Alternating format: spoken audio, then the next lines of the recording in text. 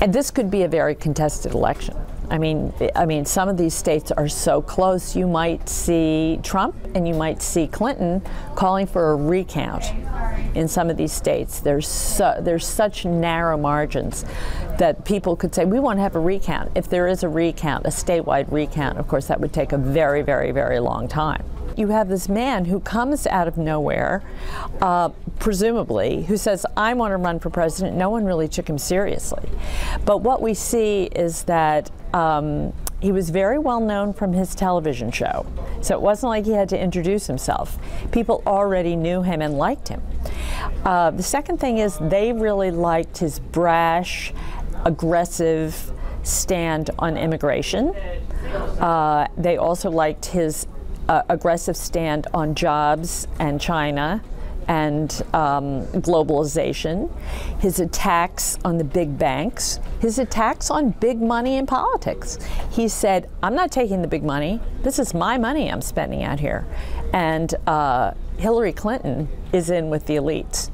I think the blue-collar workers in Ohio, in Michigan, in New Hampshire, in Kansas, they've seen their factories shut down, and I think they feel like, wait a minute, the big steel mills are gone. Wait a minute, the big auto plant has shut down, and I think they feel someone is to blame for this.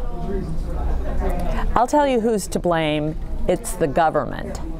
And that's exactly what Trump said. He basically said, the government has allowed these corporations to go to China.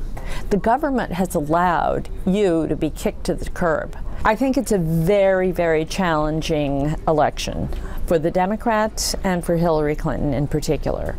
And I think that probably the Democrats overestimated their strength in many of the states. She's been around a long time. She doesn't have an exciting, inspiring message. Her message is, I'm Hillary Clinton. I'm not Donald Trump. That was her calling card.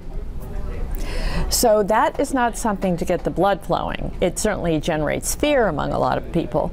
But I think she probably got a very respectable vote from minority voters. But there's just not enough of them to counteract the rural voters, the conservative voters, the Republican voters.